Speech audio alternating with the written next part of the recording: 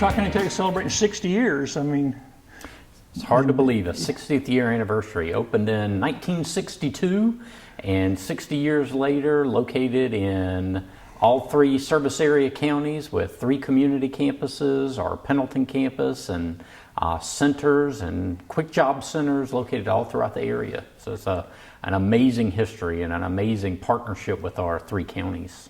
And you've been a part of that history for a long time. Yeah, finishing up my 23rd year and just finished up my 3rd year as president. And it's been a fun ride. A lot of that's been COVID time, but we've learned a lot and been able to do some great things in the community despite this global pandemic. Well, just since you started here 23 years ago, what are some of the real significant changes you've witnessed while you were here? So over that time, we've been able to expand and offer community campuses in Anderson County first, then second in Easley in the Powdersville area, and then most recently in Oconee County. Those campuses continue to thrive and grow. We were just at an event at the Anderson campus inviting community members in particular from communities that we can increase in access and service to, and had a great turnout this past week. I've been really proud to see how Tri-County's workforce mission has grown. The addition of the Industrial Technology Center, where welding and CNC operations are located, and the partnerships with business and industry and economic development that have helped the area communities thrive. And then, of course, seeing the relationships with Clemson University, Southern Wesleyan, and Anderson University grow. Of course, the Bridge to Clemson program being added almost 18 or 19 years ago, and how that program has grown to over 1,050 students this year. Has the overall focus shifted in the last few decades, or you're still staying right the same focus? I think our focus has continued to expand, but we still stay focused on serving our communities, finding new and different ways to reach out to our communities and fulfill our workforce mission. That's what we're here for, is to make sure that we provide opportunities for people in our community to have a better life, to start that career, and then to continue to grow throughout their career. And that focus has never changed. Even with the new branding that we have that you see behind me that celebrates this 60th year anniversary, and a new look and feel that students had a great deal of input on and helped us select. We still stay focused and grounded in the work that we do to help our communities grow and thrive. How's the budget looking? Any challenges in the budget this year? So the budget, it was an interesting budget year, but we were very grateful that the legislature provided the funding for us to be able to continue our zero cost tuition work. Right now, students or people in our community can attend Tri-County Technical College for zero tuition costs. That started this summer and continues in the fall, and very likely in the spring as well. Just as an example, this summer we had a 11% increase in enrollment, and we're tracking to have an increase in enrollment for this fall as well. So we're removing that financial barrier to attend college. How many students is that when you say that 10% alone? We have over 3,400 students enrolled this summer. And I wonder what the enrollment was the first year in 1960. Oh my goodness, yeah, we're talking about maybe 100 or so. So talk about an impact on the community. This past year, I think, was, for all educators, still a little bit of a challenge from the pandemic. How has Tri-County Tech come through the pandemic era here? I think we've learned a lot. Our faculty and staff did an outstanding job at finding new ways to engage students using technology, but one thing that they never wavered from is that personal connection with students. That was something that was very important to them and is very important to our students as well. It's one of the hallmark features of the education that we provide. So they're finding ways to use technology in different ways. They're finding opportunities to engage differently and provide options for students. And we've learned from that, and we continue to grow. What are some of the goals y'all have set in motion, you and the administration, for the upcoming school year? We're focusing on expanding partnerships. We were just out at a very large logistics operation yesterday, finding new ways that we can help their employees that they hire up front continue to grow. So one of our strategies is how we can continue to work with individuals that have come to Tri-County and that are employed in great jobs in our Anderson, Oconee, and Pickens County areas to continue to use the college, and the company to continue to use the college so that they can grow throughout their career. So the company gets more value, the students have the opportunity to continue to grow and become economically mobile, and then our community benefits as a result of that. That's one big area that we're focused on. Let's talk about that a little bit, because you're so close to it, and I've been around it a long time. A lot of people just sort of have a passing knowledge of Tri-County Tech, and they might be watching this thinking, all right, tell me what partnerships, tell me why partnerships with industry are so important and how it's different for a technical college than it might be for someone else. Yep. So, of course, the center of our mission is workforce development. We focus on workforce development by providing a very high quality education, and that requires us to be able to be effective is to work with our local business and industry, not just to understand their needs now, but to understand what those needs are going to be in the future, what their planning is. So I get the opportunity to sit down with plant managers, plant directors, CEOs, and talk to them about where they're going and how Tri-County can partner with them to build new opportunities and programs. We're launching a plastics program as a result of some of those discussions this fall, and finding ways to train plastics technicians, as that is a growing area in Anderson County and Oconee County specifically, are ways that we can create community advisory boards to continue to learn what needs are in the area and connect people with job opportunities. One area that we're really proud of is our outreach to the Hispanic community in particular this past year, and how that continues to grow. Holding sessions with communities, connecting employers to those communities has led to a 43% increase in Hispanic student enrollment this summer compared to last summer. And many of those students are enrolled in workforce education programs that are going to lead to family sustaining wages. You've done it in targeted areas too. I mean, I think about Arthrex very specifically. You went in and you actually reached out to them to get close. And I know Anderson County Administrator Rusty Burns has talked about this is a key part of the industrial recruitment, economic development thing here, that you guys are on board with economic development and helping recruit businesses because you can provide them with what they need. Absolutely. We work hand in hand with all of our economic development partners in all three counties. From the front end, on the recruitment end, the first question that everybody asks now with the job market the way it is today is, where is our workforce coming from?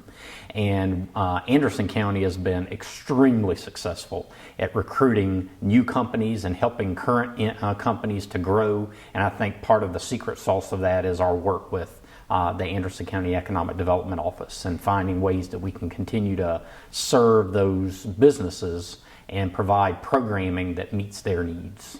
And I think the benefit for the whole county is that a lot of these high-tech industries might not have come here if the Tri-County Tech piece was not in place. Is that right? That's correct. Arthrex mentioned, for example, when they announced that one of the deciding factors of coming to Anderson County was the presence of Tri-County Technical College, having those CNC training programs, having a workforce technology center, a workforce training center located literally diagonally from their location. The work that we do with Ready SC, the statewide organization for recruiting and pre-hire training, all of those services we kind of take for granted in the state of South Carolina, but they are very unique across the nation, and companies are looking. You mentioned plastics. Are there any other new programs coming this fall? We're expanding programs. We've revitalized and redesigned our mechatronics program. Explain to people what that is, because that's a phrase you're familiar with. But a lot of people might not. Absolutely. It's a very popular program in our area. Mechatronics, think about robotics, and industrial maintenance and electrical, all mixed together into a multi-skilled technician. That's really what mechatronics is all about. And we have well over 300 students enrolled in that program. So they're going to be technicians at all kinds of different facilities with great career trajectories. And that program, based on some feedback from industry, as industry is automating and the technician needs are changing, we have updated that program and are launching that new curriculum this fall. Anything else that's plastics, of course, is a really big one. Explain what plastics is, what y'all doing with it. There are so many job opportunities in plastics, and what we're going to focus on initially are plastic injection molding. It's an area that has a high concentration of business and industry in Anderson County as well as Oconee County. So working in tandem with companies that have that need and a large international corporation, Engel, which a number of our plastics companies use their products or their equipment. Engel donated a brand new high-tech machine with robotics and automation, and we placed that at one of our community campuses right inside of an industrial park. And we're going to do incumbent workforce training as well as upskilling for individuals that provide them opportunities to enter into a range of plastic technician jobs. The auto program has expanded. You expanded an automotive program. Tell me a little bit about the automotive program expansion. We were able to renovate and expand the facility that the automotive program lies within. We were able to add more lifts to service more cars. So that program now is expanded to meet or to house about 100 students. We have plans to continue to expand that program because there are lots of opportunities in electric vehicles that are needed, as well as diesel, which we're looking into as well.